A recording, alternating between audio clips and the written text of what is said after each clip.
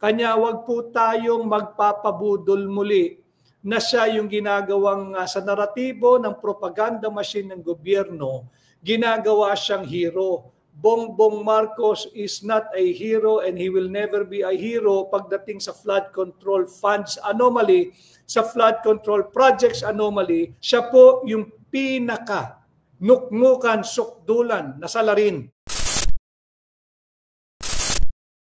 Ito ang nakakagulat na balita ngayon sa mundo ng politika. Korte Suprema, muli na namang ginulat ang lahat at pinatunayan na talagang buhay pa at umiiral ang hustisya sa ating bansa.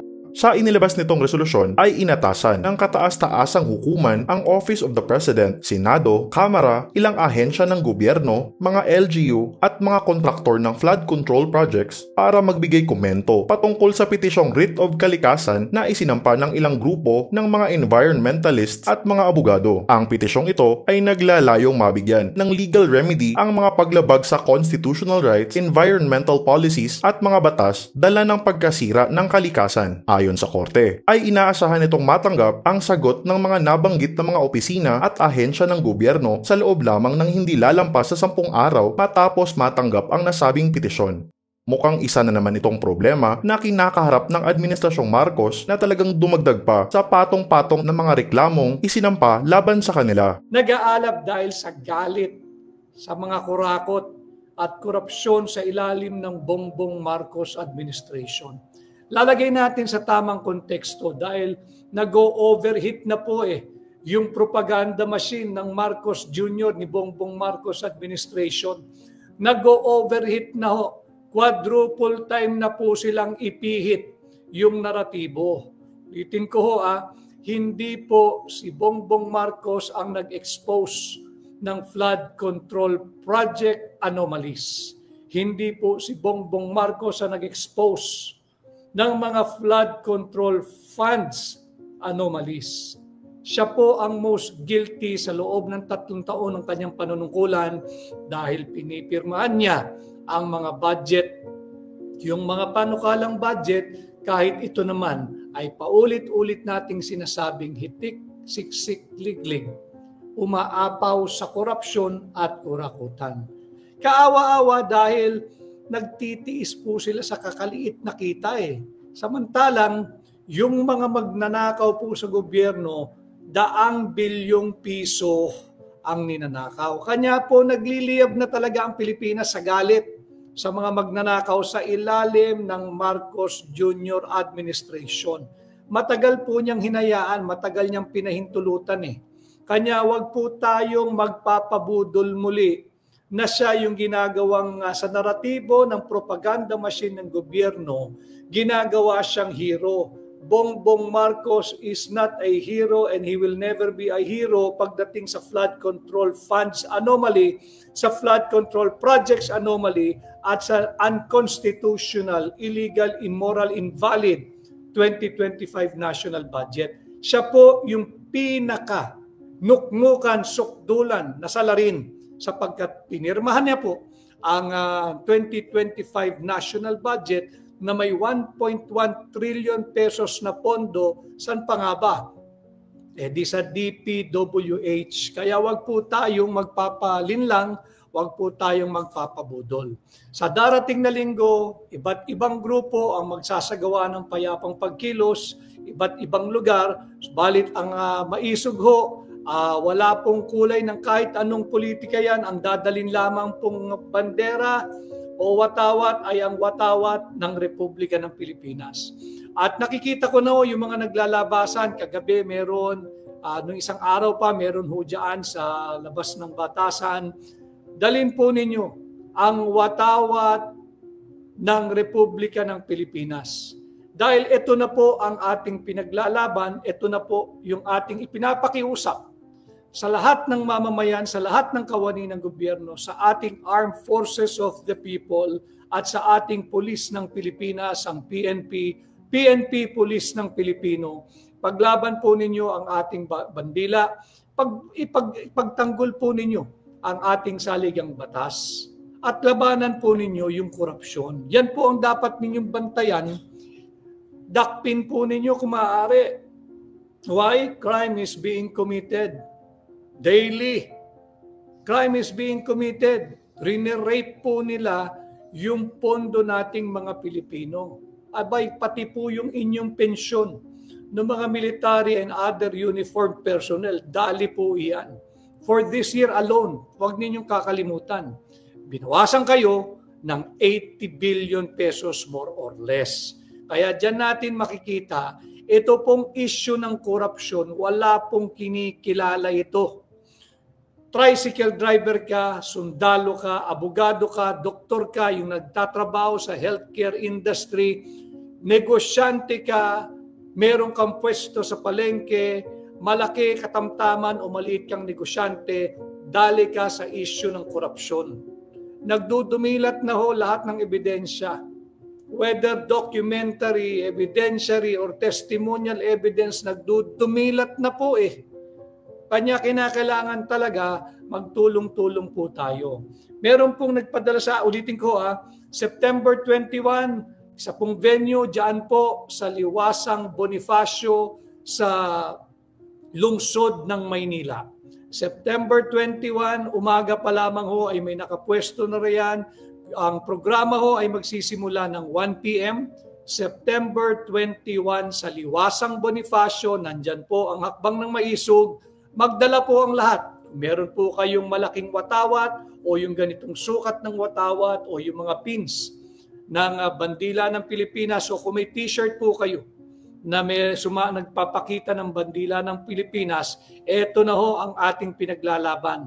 Yung ating collective future to have a decent life as Filipinos and to afford our children and your grandchildren at the very least a dignified future.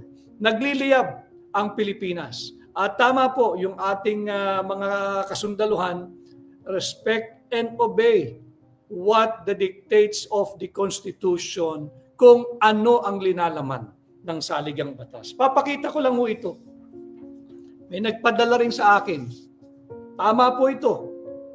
Ang ating mga armed forces of the people, the armed forces of the Philippines, the honorable women and men of the AFP, ang ating mga honorable men and women of the police ng Pilipinas, police ng Pilipino, nagbubuwis ho kayo ng buhay.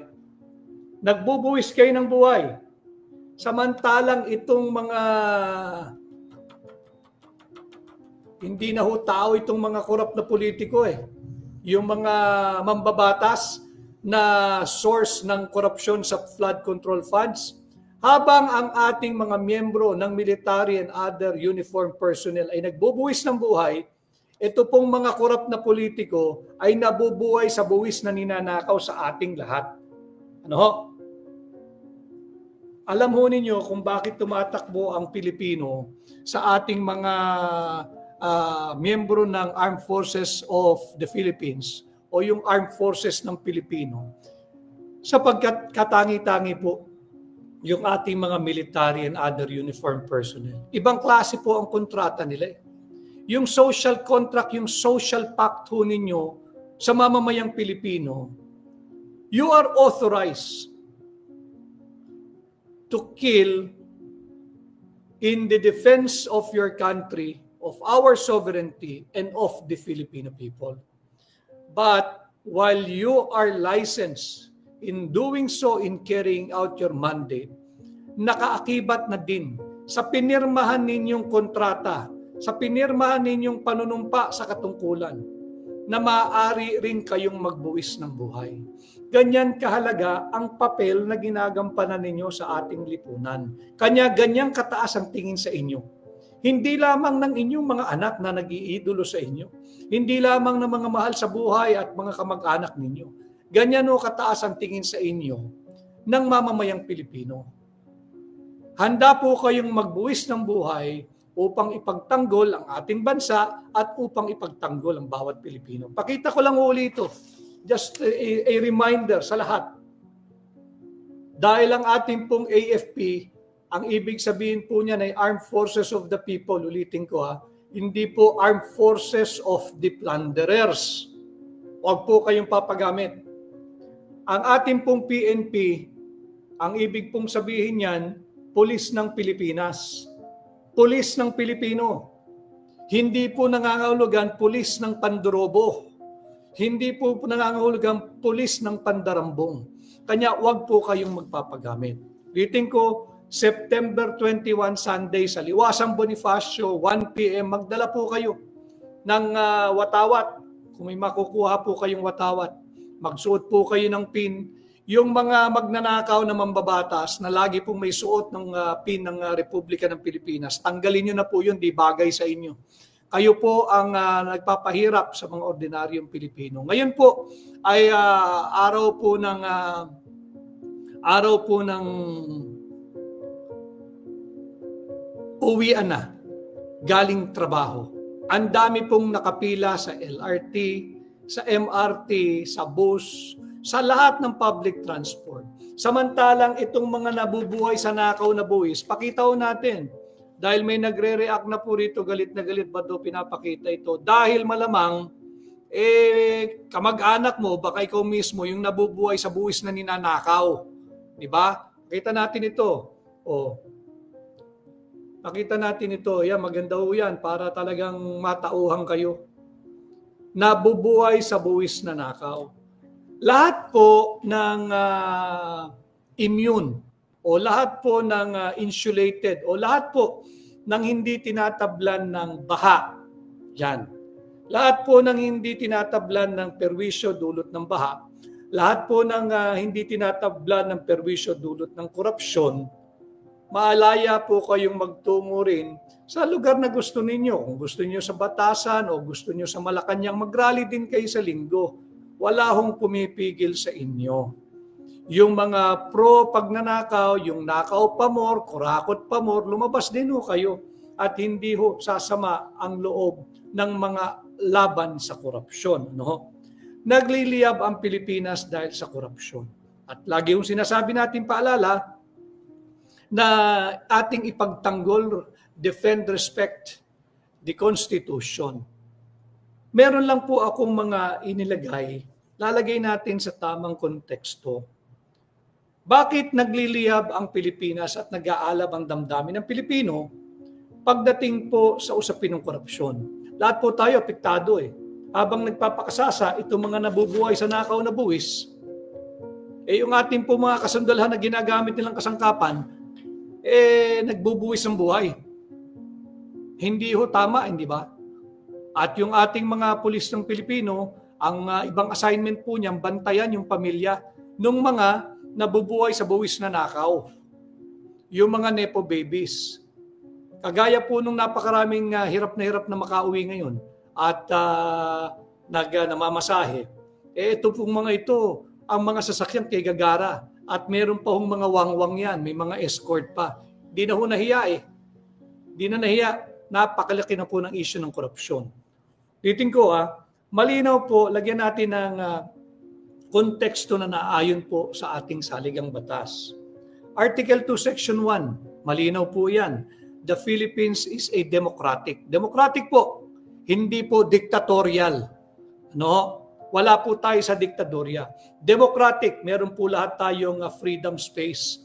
At meron po yung mga garantiya sa Bill of Rights natin, Article 3. Article 2, Section 1, the Philippines is a democratic and a republican state. Sovereignty, yung ating mga mahal na nagsisilbi sa gobyerno. Sovereignty resides in the people. Sa taong bayan po nanggagaling lahat ng otoridad na inyo pong merong pansamantalang pinanghahawakan. Kanya dapat maging responsable kayo. The Philippines is a democratic and republican state. Sovereignty resides in the people, and all government authority emanates from them, emanates from you. Dagdagan pa po natin, Article 2, Section 3. Civilian authority.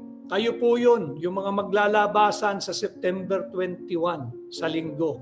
Sa Liwasang Bonifacio, 1 p.m., nandyan po ang hakbang na maisog para magsagawa ng isang payapa at naaayon sa saligang batas na pagkilos at protesta. Article 2, Section 3. Civilian authority is at all times supreme over the military. Malinaw po yan, ha? Civilian authority, tayo pong mga sibilyan, sa lahat ng panahon, sa lahat ng pagkakataon, ay higit na nakakataas kesa sa ating mga military. At eto na ho, papasok ang kahalagahan ng mga kasama natin sa Armed Forces of the People, na nagbubuwis ng buhay